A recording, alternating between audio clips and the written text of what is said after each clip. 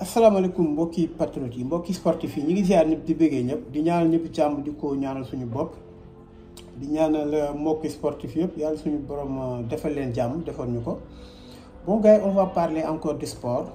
pour lépp lu ñu mën a def ba nit ñi mën a xam te lépp lu may wax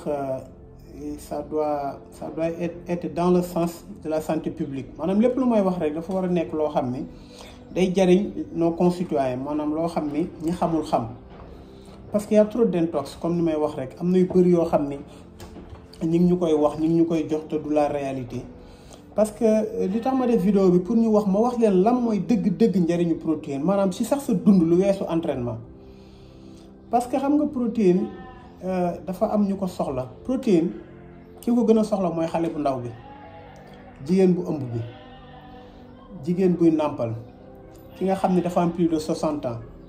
ki nga xam ne dafa sédentariser boppam maanaam du def dara ak ki nga xam ne day def activité physique comme le sport dama seetaan benn vidéo ay coach yu sax ñoo ko publier moo ma njëkk a def cas muy vidéo Jean-Claude Van Damme ñu koy laaj ci nooy ñaata protéine ngay consommer vidéo bi xam naa leen ko tegal ngeen xool ko mu ne il consomme 2,2 grammes de protéines par kilo de poids. Mais gis nga paramètre boobu soo ko tegalee des Sénégalais des Africains d'abord le contexte da nga war a xam kan mooy Jean-Claude Van Damme. Jean-Claude Van Damme c'est un milliardaire am un conseil en nutritionniste am koo xam ni c'est un cuisinier professionnel fu mu dem ci hôtel day commander li mu bëgg moom mun na am 2,2 grammes de protéines à partir de son alimentation li mu ciy teg si source exogène du bëri maanaam source boo xam ni poudre la kon su ma gisee. ñu publier benn photo benn tubaab buy wax wala dara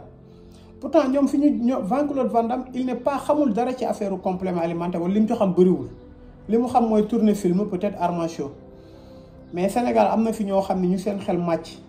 ñu gën a xam tubaab yi ñuy seetaan gis nga américains yi ñoo gën a umpale ci wàllu nutrition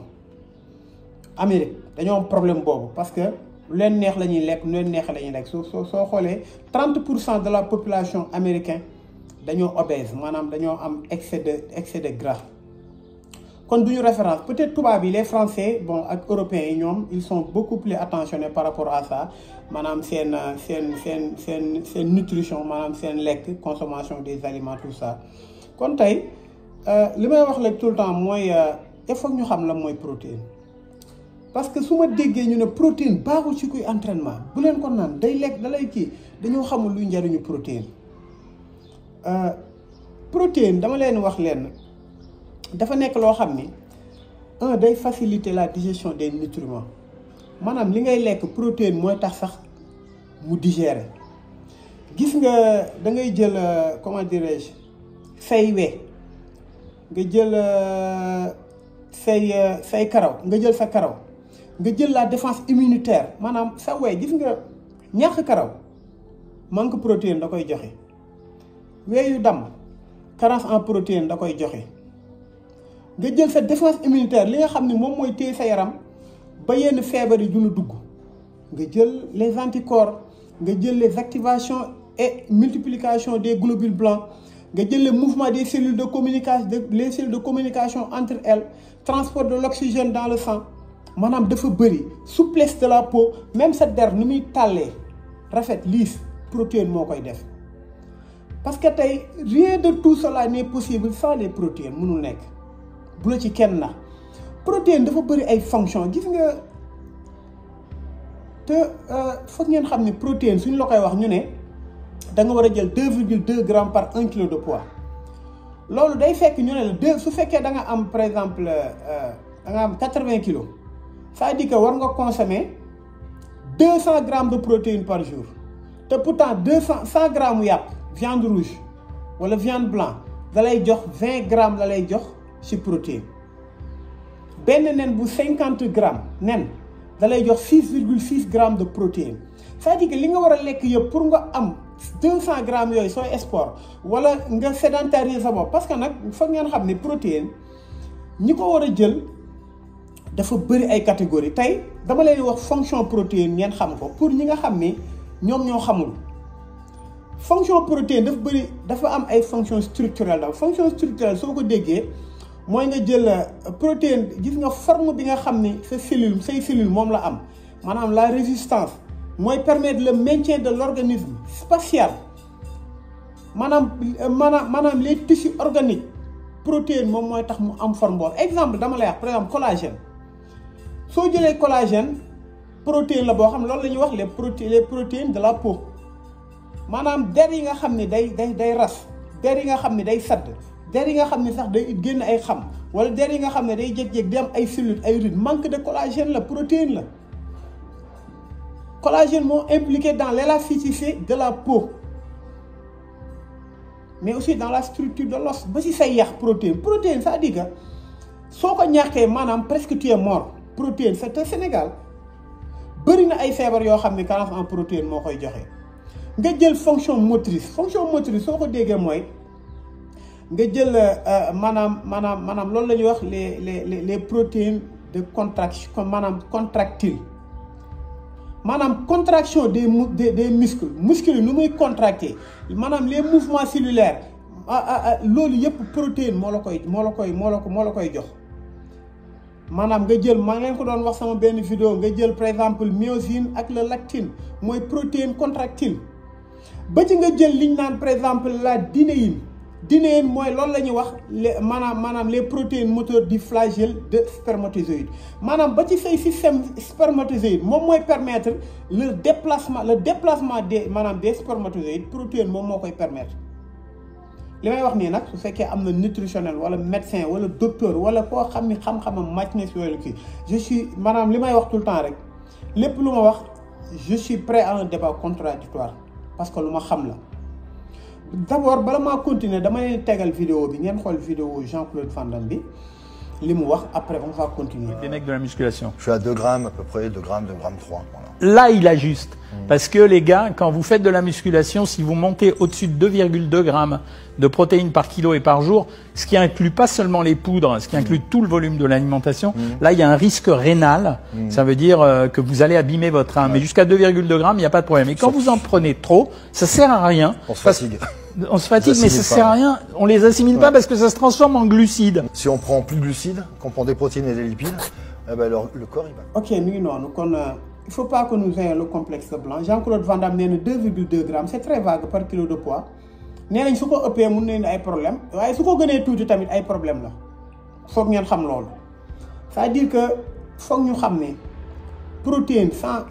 loo mën di àdduna même nga defoo dara sans protéine tu as des problèmes say feebar day yomb feebar yu bëri carence en protéine moo koy joxe te su fekkee amoo ko sa lekk foog nga xool benn source exogène comme suñu source endogène yi matul lekk bi baaxul foog ñu xool loolu encore une fois dama lay wax par exemple la fonction yi laay continuer mooy protéine day jouer la fonction de signalisation loolu la ñuy wax les protéines de la signalisation maanaam mooy assurer la communication au sein de l'organisme comme ay signe téléphonique nga jot kenn woo ko cellule ci biir noonu lay def exemple nga jël insuline mooy l'hormone de régulation de la glycémie maanaam le sucre maanaam les récepteurs à la sérotine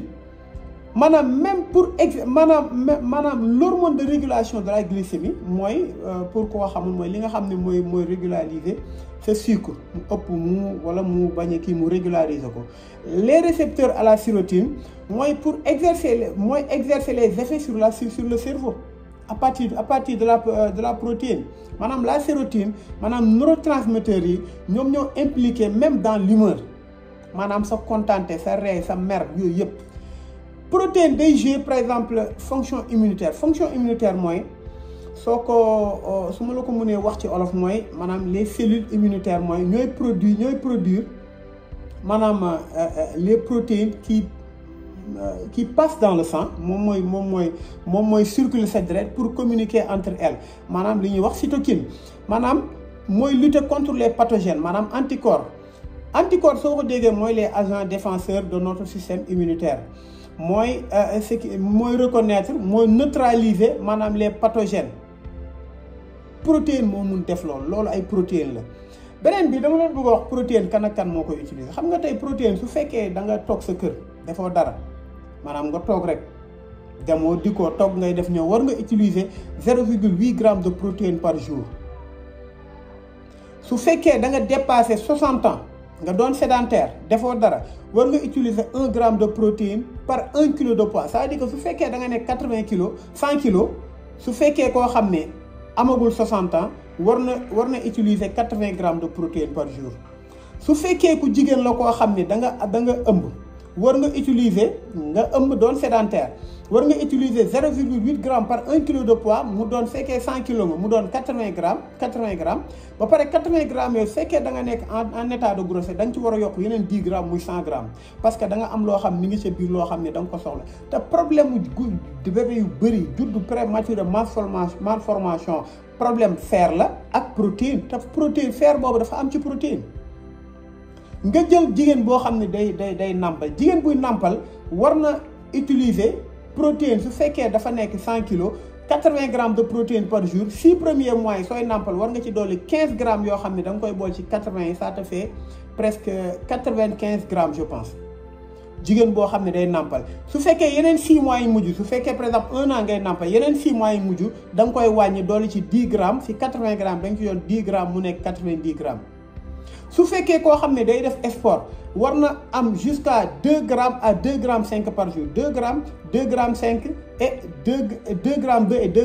grammes 5 selon nos métabolisme kon ça dit que mënul ne gis nga su fekkee da ngay entraîner sans ngay utiliser protéine y a la fonte des muscles